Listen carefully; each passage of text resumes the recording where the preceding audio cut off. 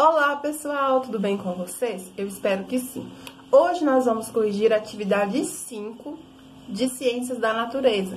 Atividade esta que pedia para vocês analisarem a questão das matrizes energéticas, tanto no Brasil quanto no mundo, visto a importância de todo país ele analisar a sua matriz energética anualmente ou semestralmente e ver qual é a porcentagem que esse país tem naquele momento de fontes renováveis e não renováveis e entender o que é melhor para um país, ter uma matriz composta majoritariamente por fontes renováveis ou majoritariamente por fontes não renováveis. A nossa discussão é nesse sentido.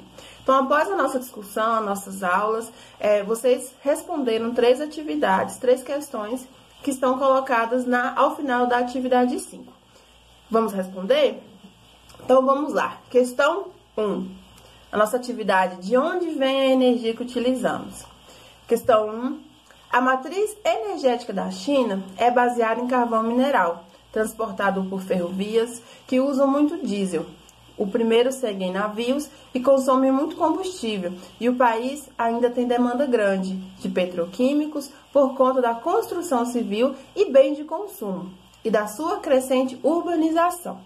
Em 2010, tornou-se o maior consumidor mundial de petróleo, ultrapassando os Estados Unidos. Em 2003, o valor das exportações de petróleo do Brasil para esse país era 0,5% do total. E em 2013, as exportações brasileiras saltaram para 8,7%, confirmando a liderança do Brasil, liderança comercial do Brasil, desse país com o Brasil. Sobre a matriz energética da China, descrita acima, julgue os itens a seguir em verdadeiro ou falso. Então, eu coloquei para vocês 4 afirmações, A, B, C e D, e com base na leitura e interpretação dessa questão e com base também em tudo que nós vimos sobre as matrizes energéticas, vocês iriam julgar esses itens em verdadeiro ou falso, certo? Item A. Devido ao uso predominante do carvão mineral e do petróleo e seus derivados, pode-se afirmar que a China tem uma matriz energética majoritariamente baseada em fontes energéticas não renováveis? Sim, porque o petróleo e o carvão mineral são fontes de energia não renováveis. Então, logicamente, se no texto afirma-se que China utiliza em grande quantidade essas duas matérias-primas, eu posso sim afirmar que a matriz energética desse país é baseada majoritariamente em fontes não renováveis. Então, essa afirmação está corretíssima, é verdadeiríssima. Item B. Pensando nas questões ambientais e no problema da forte dependência de fontes energéticas não renováveis, a China é um forte candidato a estudar novas formas de energia, especialmente renováveis, como o uso de biocombustíveis e da biomassa. Esse item também vai ser verdadeiríssimo, pelo seguinte motivo. Como nós discutimos em aula e vocês têm aí um material para poder analisar essas questões, é fato que para uma matriz energética ter uma grande porcentagem de fontes não renováveis não é bom, porque torna esse país dependente de um recurso, de uma matéria-prima que é limitada, ou seja, que está se esgotando e o tempo de reposição dela é incompatível com a intensidade com que nós utilizamos. Por isso elas são chamadas de não renováveis. Então, para um país ter a sua matriz energética, por exemplo, 60%, 70% baseada em fontes não renováveis, não é interessante, porque temos aí um país que é muito dependente de matérias não renováveis, o que não é bom ambientalmente e também economicamente falando. Então, por isso que a China ela é um bom candidato a buscar novas formas de energia, energias de preferência renováveis, para diversificar a sua matriz energética. Como, por exemplo, estudar biomassas que são disponíveis e abundantes naquele país e também biocombustíveis, como etanol ou bioetanol, nós conhecemos pelos 2 nomes, ou também o uso do biodiesel, a adição do biodiesel no diesel, certo? Item C. Para a economia da China, basear a sua matriz energética majoritariamente no uso do carvão mineral e do petróleo torna esse país referência mundial, visto que Quanto maior for o uso de fontes não renováveis, maior será o desenvolvimento de uma nação. Falso. Por quê? Como eu falei anteriormente, não é interessante, não é ambientalmente nem sustentavelmente favorável para um país depender muito de fontes não renováveis. Porque, como eu já falei, se essa matriz se esgotar ou se essa matriz chegar a limites muito baixos, quantidades muito baixas, vai ficar muito difícil para esse país continuar se movimentando, crescendo com a mesma intensidade. Então, por isso nós falamos que quanto mais diversificada for uma matriz energética e quanto mais fontes renováveis eu tiver naquela matriz, melhor é para o desenvolvimento do país. Falando nas questões ambientais, nas questões econômicas também. E item D, o Brasil, em relação à sua matriz energética, está em uma posição superior à matriz energética da China, pois apresenta maior uso de fontes de energia baseadas em recursos renováveis. Vou ler de novo. O Brasil, em relação à sua matriz energética, está em uma posição superior à matriz energética da China, pois apresenta maior uso de fontes de energia baseada em recursos renováveis. Verdadeiríssimo. Por quê? Como o Brasil, se vocês analisarem os gráficos da questão, como o Brasil ele tem realmente uma matriz energética baseada em uma grande quantidade de fontes renováveis, isso torna o Brasil mais independente em relação à China. Logicamente, a China ela tem um grande estoque, uma grande reserva de carvão mineral, que é um recurso que tem um grande poder, tem muita energia, mas é não renovável. E o Brasil ele consegue ter uma matriz mais diversificada. Então, por esse motivo, a gente pode afirmar que ele está em uma posição privilegiada, sim. Então, esse item essa informação torna esse item verdadeiro. Questão 2. O uso de diferentes fontes de energia foi crucial na construção da sociedade como um todo, tendo marcado diversos momentos da história da humanidade. Leia o texto a seguir sobre fontes de energia e selecione as palavras, expressões, que preenchem corretamente e coerentemente as lacunas. Então, eu tenho um texto e esse texto apresenta 3 lacunas.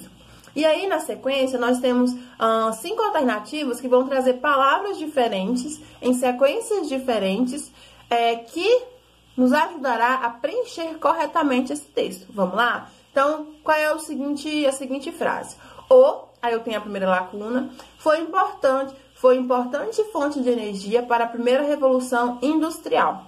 Atualmente, as maiores reservas estão localizadas no hemisfério, segunda lacuna, ponto.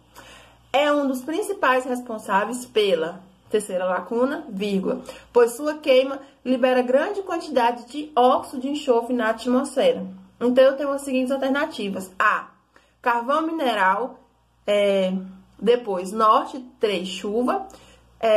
Item B, petróleo, depois sul, depois poluição dos oceanos. Item C, petróleo, sul e chuva ácida. D, carvão mineral, sul, poluição dos oceanos. E item E, petróleo, norte e chuva. Então, vamos analisar aqui. Qual foi a fonte de energia que foi muito importante durante a primeira revolução industrial?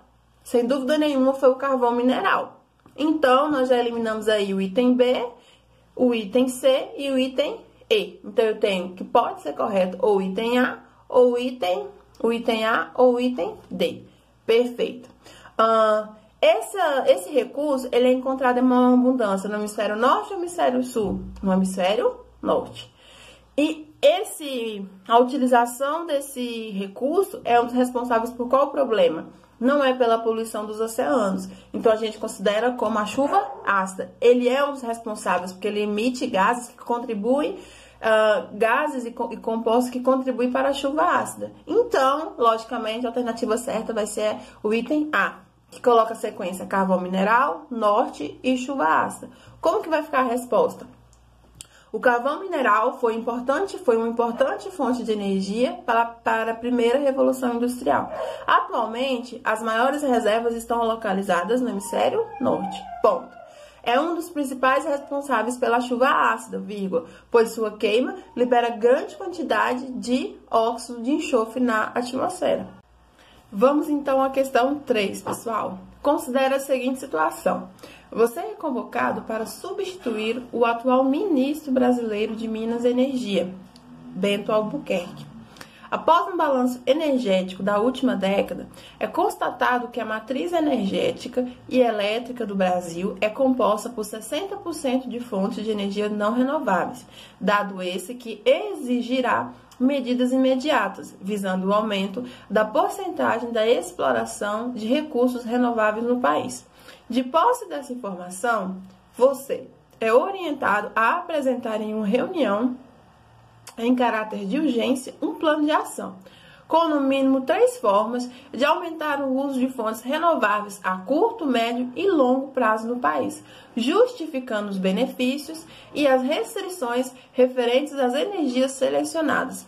Redija a seguir o seu relatório, apresentando todas as informações solicitadas e convencendo todos os envolvidos nesse plano de ação do futuro êxito da sua proposta.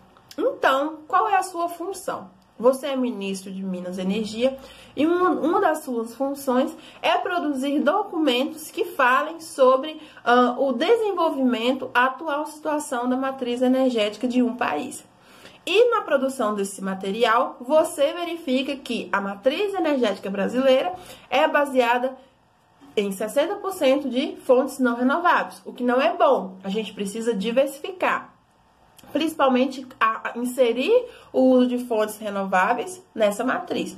Então, você precisa propor em uma reunião pelo menos 3 soluções, 3 formas de explorar fontes renováveis e falar também sobre as vantagens e as desvantagens de cada uma dessas fontes, porque não adianta você saber só o bônus e você não conhecer o ônus de cada fonte de energia, as suas limitações.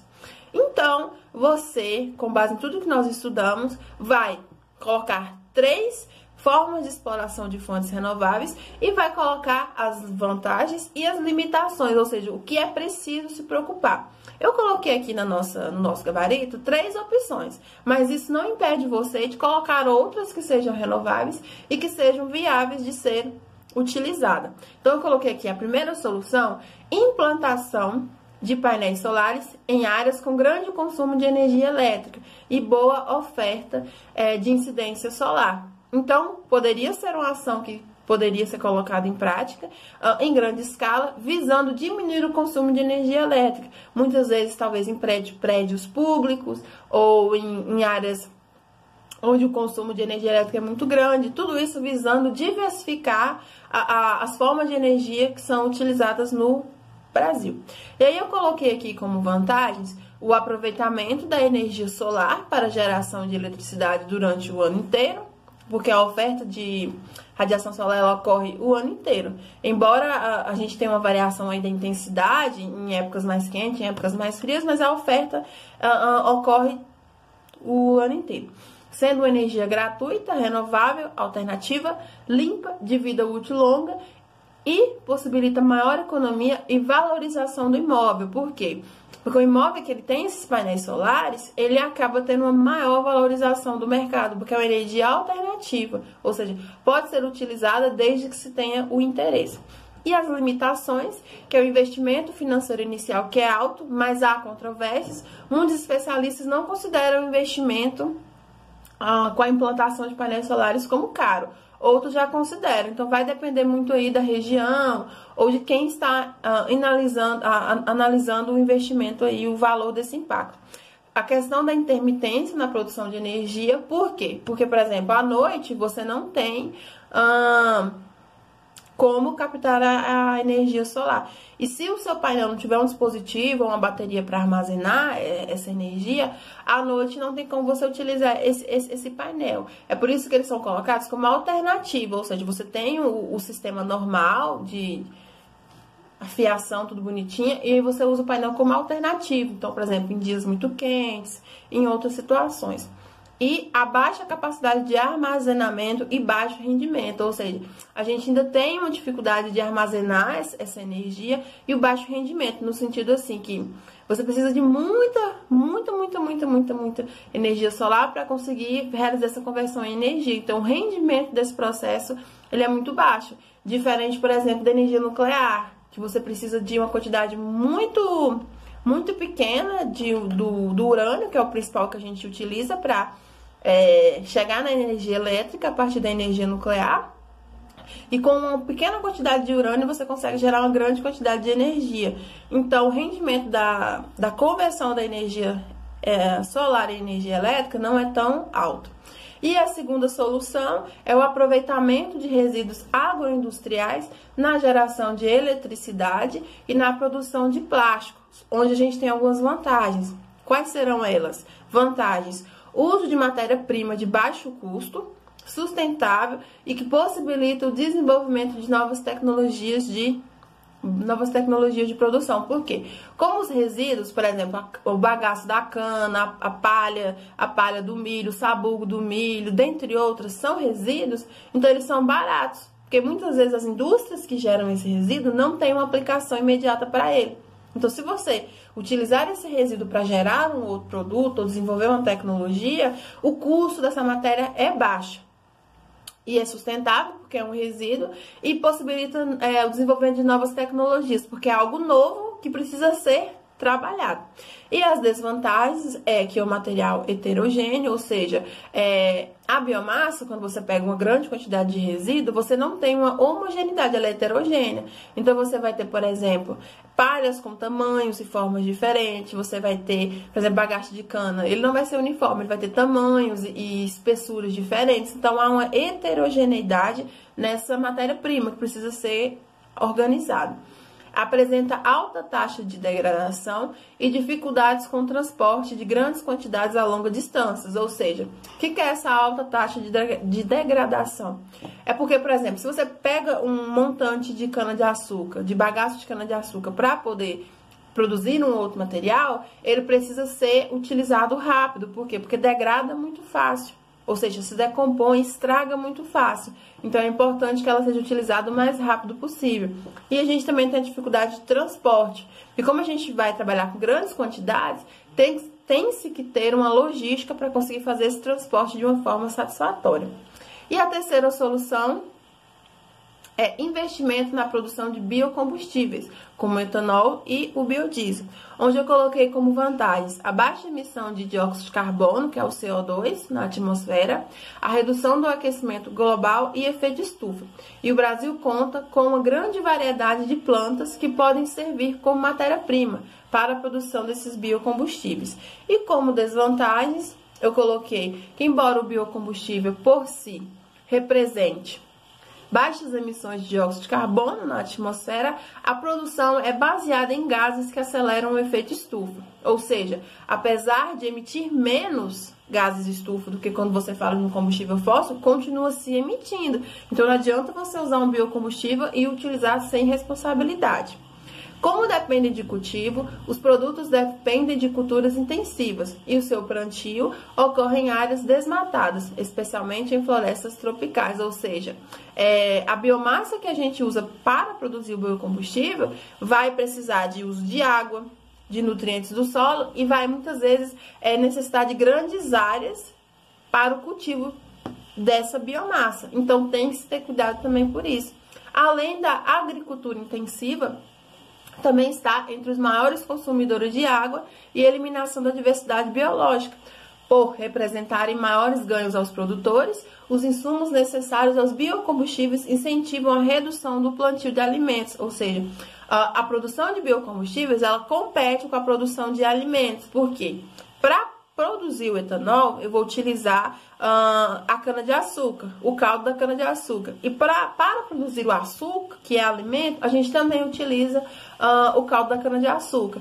Então, esses dois produtos vão utilizar a mesma biomassa. Então, a produção de biocombustíveis compete em vários momentos com a produção de alimentos. Então, por isso também é importante a gente, mesmo lembrando que etanol é renovável, a gente tem que usar com responsabilidade. Porque a gente nunca pode priorizar a produção de combustível ao invés da produção de alimentos, que é o que movimenta a nossa sociedade. Certinho? Eu espero que vocês tenham entendido. Qualquer dúvida, vocês podem me procurar. Uma ótima semana para vocês.